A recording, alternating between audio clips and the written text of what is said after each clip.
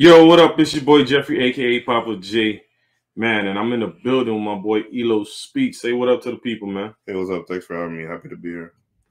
Yo, man. So today, me and my boy, man, we're gonna just chop it up, man. We're gonna talk any and almost everything that happened the last week in the sports world, man. Listen, I ain't gonna lie, I'm ready to jump into it, man. The topics we got, man, is gonna be real interesting. I got a lot of insights on stuff, and my boy Elo, he got a lot of insights. He's been doing this. I ain't gonna lie, sports talk for a minute now. Oh, and by the way, go hit his YouTube channel up, man. It's down there below, man. It's down there below. Elo Speaks, man. Go check out his YouTube channel. He got a couple of videos out on different, like I said, sports topics. So go hit him up. Go hit him up. And matter of fact, listen, I'm excited. I just got this YouTube channel going for just talking with Jeffrey. So I'm gonna have many more episodes coming out, content galore. Like I told you, man, I'm gonna just have different guests come on, just talk about what their area of expertise is. So like I said, with my boy Elo, we talking about sports. So yeah, man, let's get into it, man. First things first. First topic for my LA fans. All my LA fans, man. Good luck. Your season is, trash right now. So I apologize for that. Not really. Yeah, not really. Really not really. But let's get into it, man. Yo, Elo, man. What's your thoughts on how the Lakers are right now, man? I'm excited that they playing like trash. But what's your thoughts on the Lakers in general, man? The Lakers season is damn near a disaster right now. I'm gonna be real. First of all, I had come out with a video talking about the Lakers earlier, but I could rehash what I talked about on here as well. So three major components and like issues with the Lakers that's going on right now is, obviously Anthony Davis. He's the focal point of the team. He's the engine that makes the team drive. I understand LeBron James is the best player on the team, but LeBron, like AD, is the most important player that has to keep this team together. And this season so far, has been producing to a high level that we expect him to. I don't know if he's injured. I don't know if he's having some type of mental issues or anything, but he's like going through it right now where he's not performing like the big man, like a potential top 5 player that he is.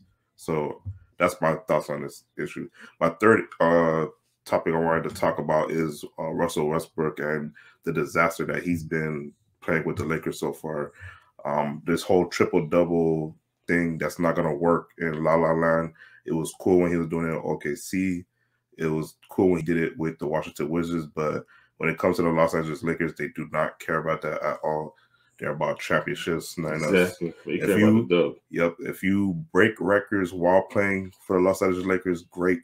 But they're a title town, and they want titles, and they expect titles. So Russell Westbrook, they get together. And the third issue I wanted to talk about regarding the Lakers is their defense. They've been playing horrible defense this whole season, and that's a shame because the past 2 seasons ago they were like either number 1 or top like in the defensive, and for them to be like this bad defensively, that just shows how dire the situation is. But what's your perspective on it?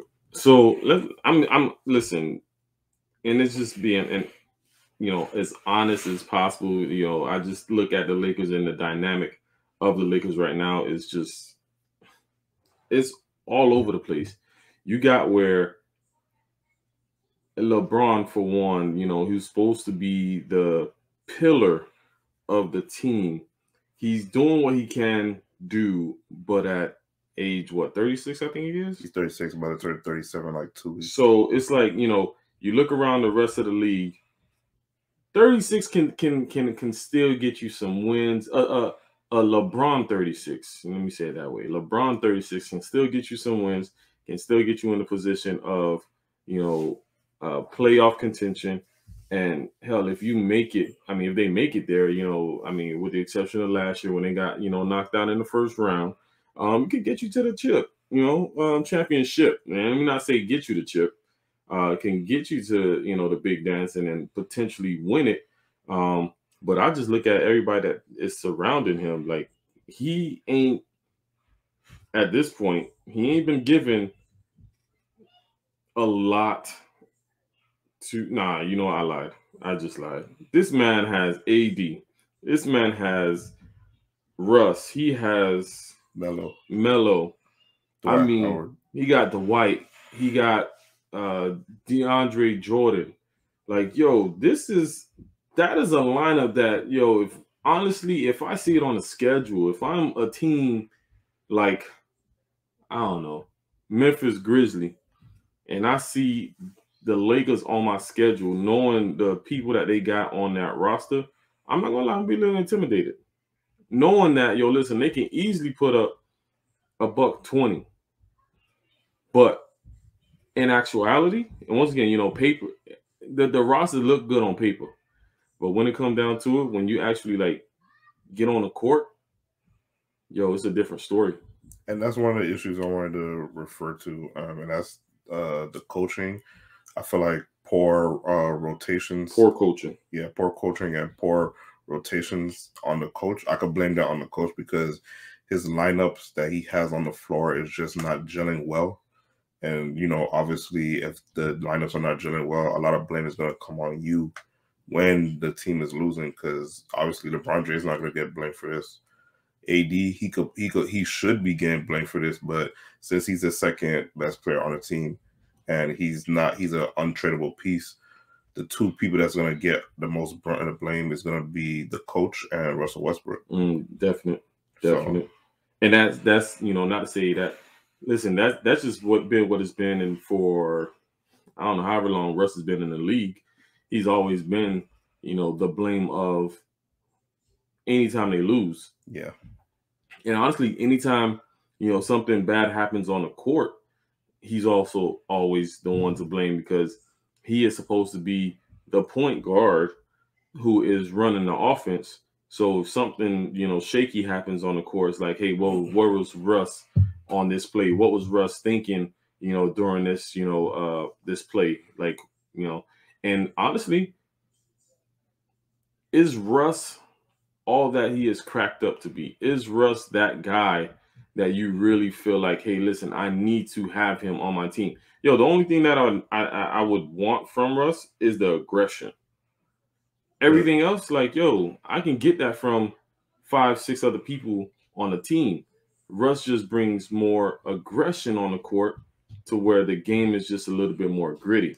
One thing I'll say about Russ is he gives 110% effort. He's never going to cheat you.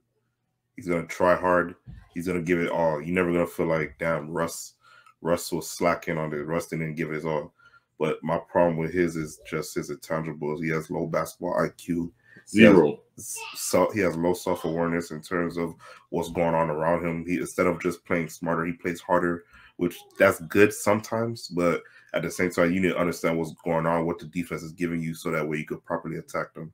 Exactly. So as regards to that, he needs to try to do that in terms of increasing his basketball IQ, understanding the game more better. But I feel like since he's 33 years old, he's kind of long in the tooth.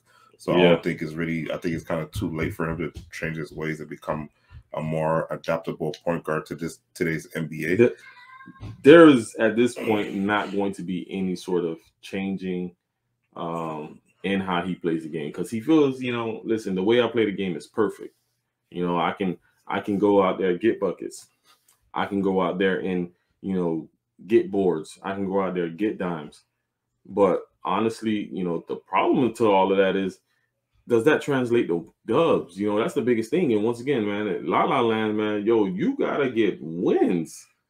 You have a roster like, put that roster in Miami.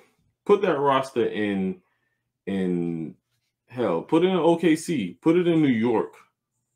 Not Brooklyn, no, New York, and see how far you can go with the fans criticizing you day in, day out. New York media is right. Listen, those medias are, I mean, maybe not OKC. That media ain't that. Yeah, it's you know, it's not friendly. Small market teams, you don't gotta too much worry about it. You still gonna get criticized, but when you in big markets like LA, New York, Atlanta, Houston. Listen, you gotta bring it. You have to. It is definitely championship or bust. Yeah, it's championship or bust. And the problem with the roster and how it's comprised, once again, yes, you have these people that you got. What was that called? You got the dream team. It's not really it's a not dream really a team. dream team. Not really a dream team. But it's a team that honestly, once again, day in, day out, that should not only compete but catch dubs. Like it should dominate in the regular season. Dominate. Why? Because like you talk about other teams and going through injuries, going through lineup changes, COVID protocol, COVID now. But when you got a team like that ain't able to, man, what I don't even know what their record is, but I'm just like, man, you can't put a win up against a subpar team. They're barely above 500. Like that's sad. And once again, it's not like you talking about a Memphis Grizzlies roster. You're talking about an LA roster that has LeBron, that has AD. Well, unfortunately, AD's out for 4 weeks. Yeah. So everybody else has to pick up the slack. But you got Melo. And yes, people say Melo, ain't the same. Nah, Melo has been almost damn near lights out this year. Came in hot, and he is, has been hot the last couple of weeks. Then you got Russ. You got all these people, these pieces. Despite his problems. Despite his problems, correct. But you got all these people on the roster that you talking about an off season where everybody's like, man, LA is sweeping the season, and they're running through the playoffs, and I would say run to the playoffs. I would say they should dominate in the regular season, and then once they start facing tougher competition in the West, then we get to see their true grit and how good they really are. True. But since they're struggling against subpar teams, that's kind of, it's like pause for cause. Yeah. But what I'm saying is, at the beginning of the season, before the season even started, when they were signing all of these big names left and right, everybody was like, man, they are definitely winning this. They are definitely going to be a force to be reckoned with. And now everybody's like, can they even make it past, through the season? Or are they gonna have to play in the play-in tournament? I'm not gonna lie. The way they're playing right now, they have to win out the rest of the year to avoid play-in tournament, because you got teams like like Phoenix. You got obviously Golden State, the number one in the West. You got obviously their city sisters, or I don't know how you want to call it, but you got the Clippers.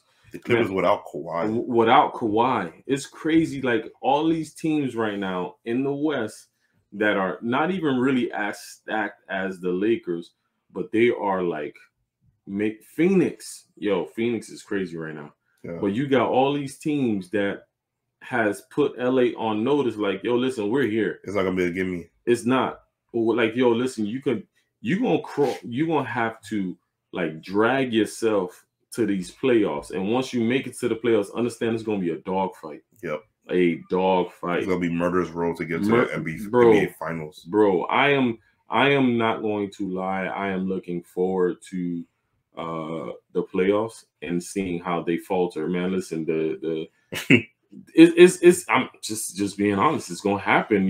They're not going to be able. I don't see any way of them being able to make it to the playoffs and then dominate the playoffs, because when you're talking about the year of in and out of whoever, LeBron first through injury, then COVID. Now you got AD with injury, and then once again you still have to have in the back of your mind that at some point somebody is possibly going to go down with whether it's COVID or with another injury. So are we going to be able to gel by the time playoffs roll around? I don't know. It's a long season. Speaking of injuries, this is a good segue to one of our subtopics we want to talk about